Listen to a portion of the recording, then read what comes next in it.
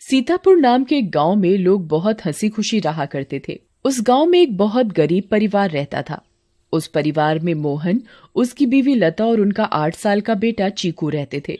मोहन को पीने की बहुत बुरी आदत थी। वो सुबह शाम बस शराब पीता और जुआ खेलता रहता था। मोहन की एक छोटी सी किराने की दुकान थी। मोहन कभी भी उस दुकान को ठीक तरीके से नहीं चलाता था और जितना भी थोड़ा बहुत उस दुकान से कमाता था वो सारी कमाई शराब पीने और जुआ खेलने में उड़ा देता था। वो रोज शराब पीकर लता को मारता था और उसे घर चलाने के लिए कोई पैसे नहीं देता था। एक रात लता और चीकू भूखे बैठे थे क्योंकि घर में खाने के लिए कुछ नहीं था। वो देर तक मोहन का इंतजार करते रहे। अचानक दरवाजे पर खटखटाने की आवाज आती है। माँ, लगता है पापा आ गए। वो जरूर हमारे लिए कुछ खाने को लाए होंगे। हाँ बेटा, अब हम सब मिलकर पेट भरकर खाना खाएंगे। लता जल्दी से दरवाजा खोलने जाती है। जैसे ही वो दरवाजा खोलती है तो देखती है कि मोहन के दोस्त मोहन को पकड़कर खड़े हैं और मोहन नशे की हालत में है। अरे भैया, इतनी रात को आप लोग? अरे भाभी जी, क्या बताएं, आज तो मोहन ने हद ही कर दी। इतनी शराब पी रखी थी कि इसे इतना भी होश नहीं था कि ये कहाँ पड़ा है। हम इसे चौराहे पर से उठा कर लाए हैं। अगर कोई गाड़ी वाला कुचल जाता तो बताओ, आप लोगों की तो जिंदगी खराब हो जाती। हाँ भाभी जी, बस आप लोगों का सोचकर हम इसे यहाँ ले आए, वरना तो इसका सबके साथ ऐसा व्यवहार है कि कोई इसकी मदद ना करे। मोहन के दोस्त मोहन को कमरे में ले जाकर लिटा देते हैं और वहाँ से चले जाते हैं। बेटा चीकू, आज हमें फिर से भूखा ही सोना पड़ेगा। मैं तेरे पापा के भरोसे तुझे और भूखा नहीं रख सकती। अब मुझे ही कुछ काम करना पड़ेगा। तू बस आज थोड़ी सी भूख बर्दाश्त कर ले। ठीक है माँ। चीकू और लता दूसरे कमरे में सोने चले जाते हैं। तभी मोहन नींद में बड़बड़ाने लगता है। थोड़ी देर बाद मोहन को होश आता है और वो खुद को अपने घर में पाता है। अरे ओ लता, कहाँ मर गई? मुझे बहुत तेज भूख लगी है। चल जल्दी से मेरे लिए खाना लेकर आ। लता बहुत गहरी नींद में सोई हुई होती है और उसे मोहन की आवाज सुनाई नहीं देती।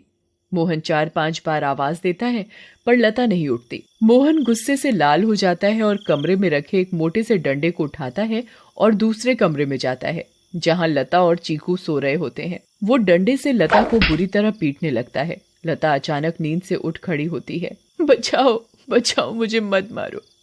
मैंने क्या किया? मेरी क्या गलती है जो आप मुझे ऐसे बुरी तरह मार रहे हो? मैं आधे घंटे से आवाज दे रहा हूँ कि मुझे खाना दे दे और तू यहाँ घोड़े बेचकर सो रही है, हैं? ऊपर से मेरे साथ जुबान लड़ा रही है। मोहन लता को बहुत मारता है। आवाज सुनकर चीकू भी नींद से उठ जाता है। वो अपनी माँ को बचाने की बहुत कोशिश करता है पर मोहन किसी की नहीं सुनता और लता को बहुत मारता है। अगली सुबह जब लता उठती है तो उसे बाहर कुछ शोर सुनाई देता है। वो बाहर जाकर देखती है तो लोगों की भीड़ लगी होती है। लता पास जाती है और पूछती है, क्या हुआ रजनी भाभी? अरे तुम्हें नहीं पता क्या? क्या नहीं पता, बताओ क्या हुआ? यही कि चंपा के पति को कल रात एक चुड़ैल उठाकर ले गई। क्या? ये कैसी बातें कर रही हो भाभी आप? चुड़ैल वुड़ैल कुछ नहीं होता। आप भी किसी की बातों पर यकीन कर रहे हो। यकीन कैसे ना हो बहन, मैंने खुद अपनी आंखों से उस भयानक चुड़ैल को देखा है। उसके लंबे बाल, लंबे लंबे नाखून और दांत, उसकी लाल आंखें और डरावना चेहरा मैं कभी नहीं भूल सकती। जब मैं आधी रात को पानी पीने के लिए उठी तो थोड़ी ठंडक लेने के लिए खिड़की पर खड़ी हो गई थी और तभी मैंने देखा कि एक चुड़ैल चंपा के पति को हवा में उड़ाकर ले जा रही है। ऐसी बात है तो हमें संभल कर रहना होगा और शाम होते ही अपने घर के खिड़की दरवाजे बंद करने होंगे। अब बिल्कुल सही कहा लता भाभी आपने। सब अपने घर चले जाते हैं। लता भी काम ढूंढने निकल पड़ती है। वो घर घर जाकर काम मांगती है पर उसे कहीं काम नहीं मिलता। अंधेरा होने लगता है और आखिर में उसे सरपंच मिलता है। क्या हुआ लता? बड़ी परेशान दिख रही है। बस क्या बताऊं सरपंच जी, चीकू के पापा का तो सभी को पता है कि वो ठीक से कमाते तो है नहीं और जो कमाते हैं उसे दारू में उड़ा देते हैं। इसीलिए मैं ही काम ढूंढ रही हूँ ताकि अपना और अपने बच्चे का पेट भर सकूं। ऐसी बात है तो मेरे पास एक काम है। मेरी माँ बहुत बड़ी हो गई है और बिल्कुल चल फिर नहीं सकती। मैं उनकी देखभाल के लिए किसी को देख रहा था, पर अगर तुम चाहो तो तुम ये काम कर सकती हो। मैं तुम्हें महीने के 2000 रुपए दूंगा। आपका बहुत बहुत धन्यवाद। बस एक दिक्कत है कि तुम्हें देर रात तक रुकना होगा, जब तक कि वो सो नहीं जाती। मुझे मंजूर है सरपंच जी। ये लो फिर 500 रुपए और कल से आ जाना। लता खुशी खुशी घर जाती है और ये बात चीकू को बताती है। दोनों बहुत खुश हो जाते हैं।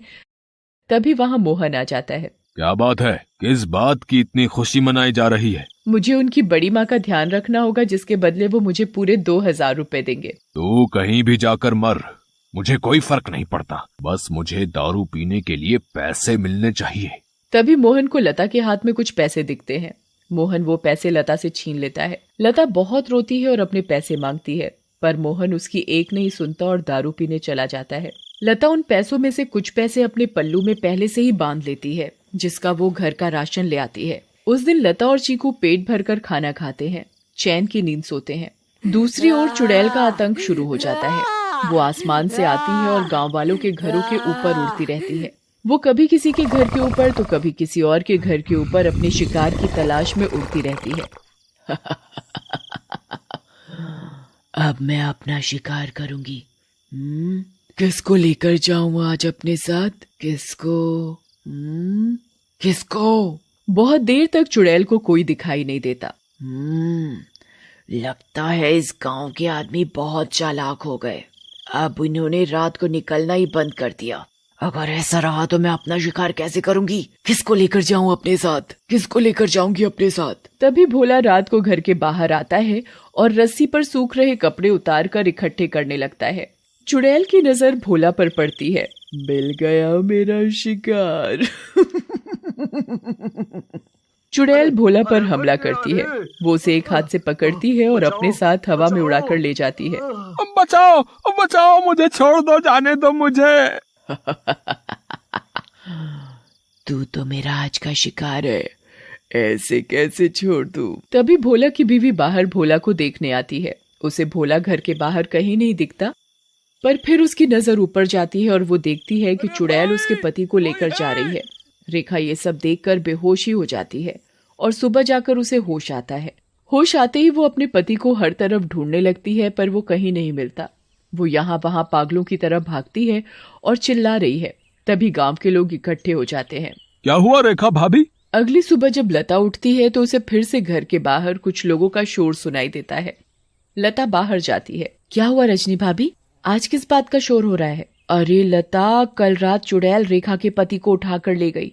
रेखा का तो रो रो कर बुरा हाल है। बेचारी रेखा भाभी, पर मुझे ये समझ नहीं आ रहा कि वो चुड़ैल हर रात किसी के पति को ही क्यों उठाकर ले जाती है। सही कहा लता भाभी, हमें इस बात का जल्द से जल्द पता लगाना होगा। सभी लोग मिलकर एक तांत्रिक के पास जाते हैं और सारी बात बताते हैं। मैं अभी पता लगाता हूँ कि ये चुड़ैल चाहती क्या है। ओम ह्रीम क्लीम चामुंडाय विच्चय नमः। ओम ह्रीम क्लीम चामुंडाय विच्चय नमः। तांत्रिक ध्यान लगाता है और उसे वो चुड़ैल दिखाई देती है। ये कोई साधारण चुड़ैल नहीं है, बहुत खतरनाक चुड़ैल है। इसे कब्जे में करना या खत्म करना मेरे बस की बात नहीं। पर हाँ, एक बात मुझे पता चली है कि ये बस आदमियों को ही नुकसान पहुंचाती है। इससे औरतों या बच्चों को कोई खतरा नहीं और इसकी शक्तियां रात को ही काम करती हैं। दिन में ये हम लोगों की तरह एक मामूली इंसान जैसी बन जाती है। बस मैं अपनी तांत्रिक विद्या से इतना ही पता लगा पाया हूँ। सब लोग अपने अपने घर चलने लगते हैं। तभी लता बोलती है, मेरे पास एक सुझाव है, अगर वो काम कर जाए तो। वैसे आप लोग मेरी बात सुनकर हंसेंगे, पर इसके अलावा कोई और तरीका नहीं दिख रहा इस चुड़ैल से बचने का। भाभी आप बताओ तो सही, पता चला अगला नंबर मेरा ही है। मैं अभी मरना नहीं चाहता। अंधेरा होने के बाद अगर सभी आदमी औरतों का भेष बनाकर रहे तो वो चुड़ैल किसी भी आदमी को औरत समझकर नहीं लेकर जाएगी। लता की बात सुनकर सब हंसने लगते हैं, पर बाद में सबको लता का ये सुझाव सही लगता है और सब अपने अपने घर चले जाते हैं। लता भी अपने घर चली जाती है। वो मैं कह रही थी कि गांव में चुड़ैल का आतंक बहुत बढ़ रहा है। वो हर रात एक आदमी को ले जाती है। तो गांव वालों ने तय किया कि सब आदमी अंधेरा होते ही औरतों के कपड़े पहन लेंगे ताकि वो चुड़ैल उन्हें औरत समझकर छोड़ दे। तेरा दिमाग तो ठिकाने है या पागल हो गई है? कोई बेवकूफी होगा जो ऐसा करेगा। मोहन लता की एक नहीं सुनता और चला जाता है। लता भी सरपंच के घर उनकी माँ की देखभाल के लिए चली जाती है। लता का पूरा दिन बहुत अच्छे से निकलता है। फिर रात हो जाती है और लता अपने घर के लिए निकल पड़ती है। दूसरी ओर गांव के सभी आदमी अंधेरा होते ही औरतों का भेष बना लेते हैं। लता जब अपने घर वापस जा रही होती है तो उसे आसमान से चुड़ैल आती दिखती है। लता बहुत डर जाती है और पेड़ के पीछे छुप जाती है। तभी वहां से मोहन गुजर रहा होता है। हे भगवान, अब मैं क्या करूं? अब तो ये चुड़ैल इनको ले जाएगी, मैं इनको कैसे बचाऊं? मिल गया मुझे मेरा शिकार। चुड़ैल उड़कर मोहन को पकड़ लेती है। बचाओ बचाओ, कोई मुझे इस चुड़ैल से बचाओ। चुड़ैल मोहन को लेकर हवा में उड़ने लगती है। तभी लता दौड़ कर आती है और चुड़ैल का पैर पकड़ लेती है। चुड़ैल लता को देखकर वापस जमीन पर उतर जाती है। ए पागल औरत, छोड़ मेरा पैर और ले जाने दे मुझे इस आदमी को, ये मेरा शिकार है। नहीं, मैं तुझे नहीं छोड़ूंगी। मैं तुझे अपने पति को नहीं ले जाने दूंगी, चाहे इसके बदले मुझे अपनी जान ही क्यों न देनी पड़े। चुड़ैल बहुत कोशिश करती है पर लता उस चुड़ैल के पैर को नहीं छोड़ती। छोड़ मेरा पैर, मेरी पायल टूट जाएगी, दूर रह मेरी पायल से, मेरी पायल मेरी जान है। इस चुड़ैल को आखिर इतना क्यों प्यार है इस मामूली सी पायल से, और ये ऐसे क्यों बोल रही है? कहीं इस पायल में ही तो इसकी जान नहीं।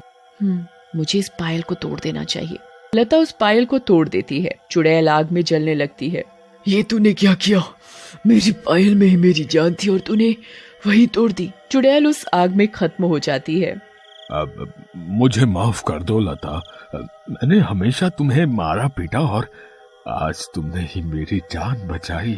उस दिन के बाद से मोहन बदल जाता है। वो अच्छे से काम करता है और अपने परिवार का ध्यान रखता है और कभी शराब नहीं पीता। गांव वालों को भी उस चुड़ैल से हमेशा के लिए छुटकारा मिल जाता है और सब हंसी खुशी रहने लगते हैं।